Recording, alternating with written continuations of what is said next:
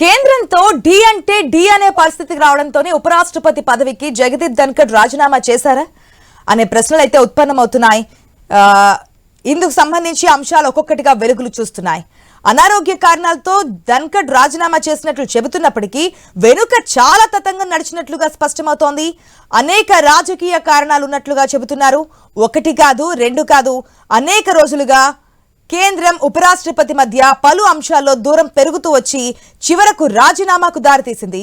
ఈ నెల 21న పార్లమెంట్ సమావేశాలు మొదలైన తొలి రోజే ధన్కర్ తన పదవికి రాజీనామా చేసిన అదే రోజు చాలా నాటకీయ పరిణామాలు జరిగాయి.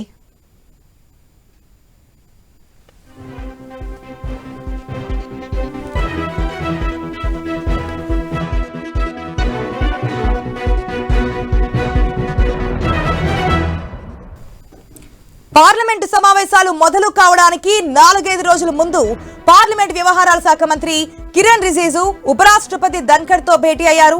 జస్టిస్ వర్మపై లోక్సభలో ముందుగా అభిశంసన తీర్మానం తీసుకుంటున్నట్లు రిజిజు వెల్లడించారు.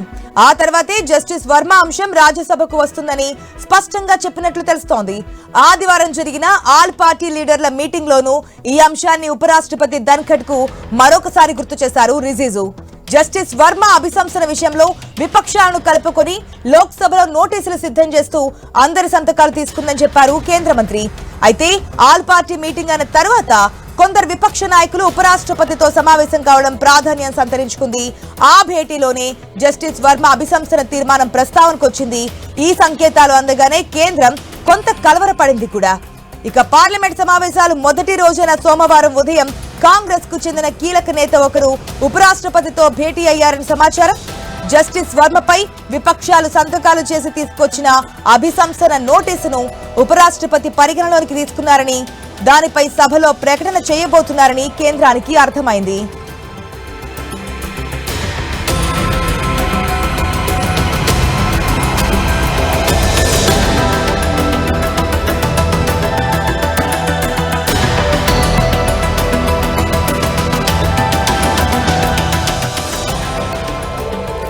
ఇక ఇదే సమయంలో కేంద్రం నుంచి ఉపరాష్ట్రపతితో 3 సార్లు కీలక నేతలు భేటీ అయ్యారు.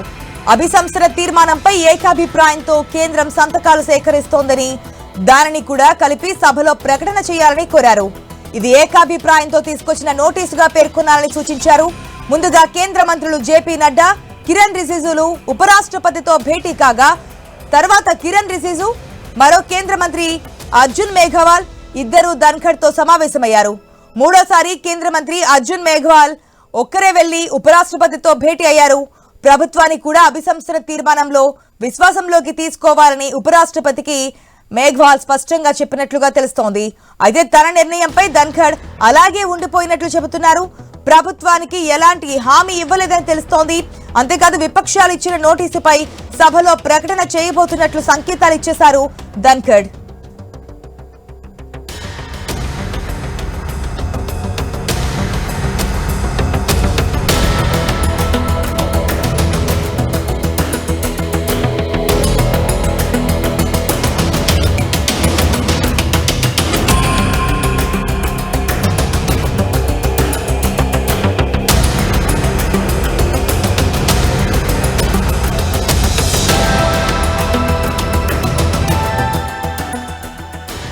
ఇక పార్లమెంట్ సమావేశాల మొదటి రోజు మధ్యాహ్నం కాంగ్రెస్ కీలక నేత మరొకసారి ఉపరాష్ట్రపతితో సమావేశం కావడంతో ఏదో జరగబోతుందని శంకించింది కేంద్రం.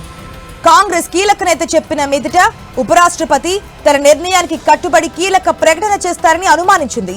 అంతేకాదు జస్టిస్ వర్మతో పాటు మరో న్యాయమూర్తి జస్టిస్ శేఖర్ యాదవ్ అభిశంసన తీర్మానం నోటీసును విడిగా సభలో ప్రస్తావిస్తారని విపక్షాలకు సభాపతి హోదాలో ధన్కర్ హామీ ఇచ్చినట్లుగా ఢిల్లీ వర్గాల్లో జోరుగా చర్చ జరుగుతోంది.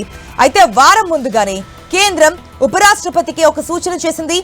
జస్టిస్ శేఖర్ యాదవ్ అంశాన్ని సభలో ప్రస్తావన చేయొద్దని కోరింది. సంతకాల విషయంలో గందరగోళం నెలకొనడంతో దాని జోలికి వెళ్లొద్దని పేర్కొంది. కానీ న్యాయ వ్యవస్థతో ఢీకొనాలంటే ఆ పరిస్థితి ఉత్పన్నం కానుందనే ఆందోళన కేంద్రంలో వ్యక్తమైందని చెబుతున్నారు. చివరకు జస్టిస్ వర్మతో పాటు జస్టిస్ శేఖర్ యాదవ్ అంశాన్ని కూడా సభలో ప్రస్తావించారు ధన్కర్.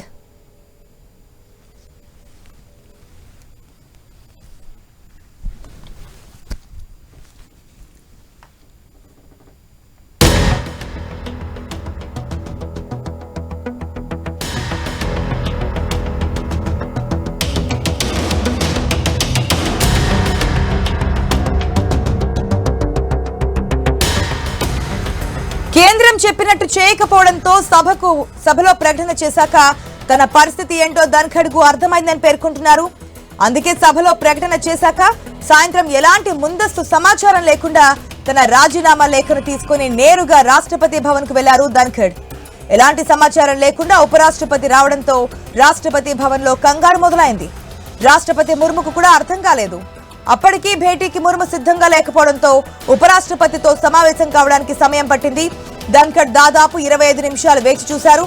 ఆ తర్వాత రాష్ట్రపతి ముర్ము రాగానే తన రాజీనామా లేఖను అందజేసి వెళ్లిపోయారు ధన్ఖడ్. అయితే ఈ విషయంలో ధన్ఖడ్ వేసిన లెక్కలు వేరని తెలుస్తోంది.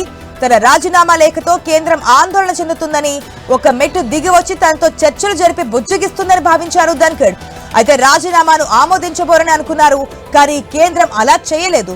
ధన్ఖడ్ వెళ్లిపోవాల్సిందేనని భావించి రాజీనామాను ఆమోదింపు చేసినట్లుగా ఢిల్లీ వర్గాల్లో చర్చ బలంగా వినపడుతోంది.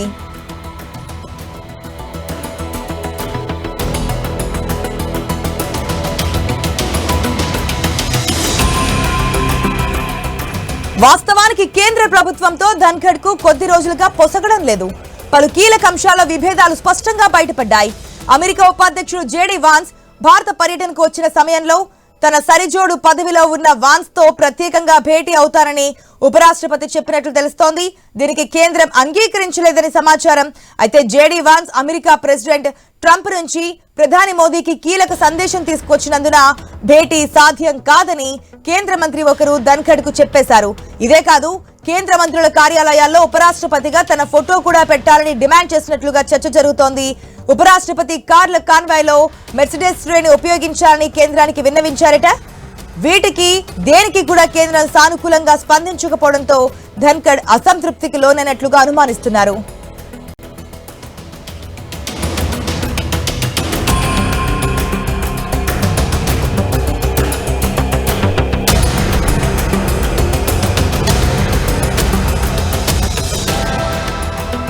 అంతేకాదు, రాజ్యసభలో జస్టిస్ వర్మపై తీసుకొచ్చిన అభిశంసన తీర్మానం నోటీసులో అనేక లోపాలు ఉన్నట్లుగా న్యాయ నిపుణులు చెబుతున్నారు. ఇప్పుడు ఆ నోటీసును వెనక్కి తీసుకుంటారని అనుకుంటున్నారు. ఇక్కడ ఇంకో ముఖ్యమైన అంశం కూడా ఉంది. రాజ్యసభలో జస్టిస్ వర్మపై అభిశంసన తీర్మానం నోటీసు గురించి ప్రకటన చేశాక ప్రధాని మోదీతో ధన్ఖడ్ భేటీ జరిగినట్లుగా తెలుస్తోంది. ఆ మీటింగ్ లో కేంద్ర హోంమంత్రి అమిత్ షా కూడా ఉన్నారని టాక్. ఈ సందర్భంగానే ఉపరాష్ట్రపతి పనితీరు సరిగా లేదని మోదీ తీవ్ర అసంతృప్తి వ్యక్తం చేసినట్లుగా ప్రచారం జరుగుతోంది. కేంద్ర ప్రభుత్వ మద్దతుతో ఉపరాష్ట్రపతిగా ఉంటూ ఇలా వ్యవహరించడం ఆమోదయోగ్యం కాదని అన్నట్లుగా సమాచారం. ఆ తర్వాతే పరిణామాలు మరింత వేగంగా మారి ధన్ఖడ్ రాజీనామాకు దారితీసినట్లుగా అర్థమవుతోంది. మొత్తానికి ధన్ఖడ్ రిజైన్ కు అనారోగ్యం కారణం కాదని, బలమైన రాజకీయ అంశాలే ఇంతవరకు తీసుకొచ్చాయని క్లారిటీ వస్తోంది.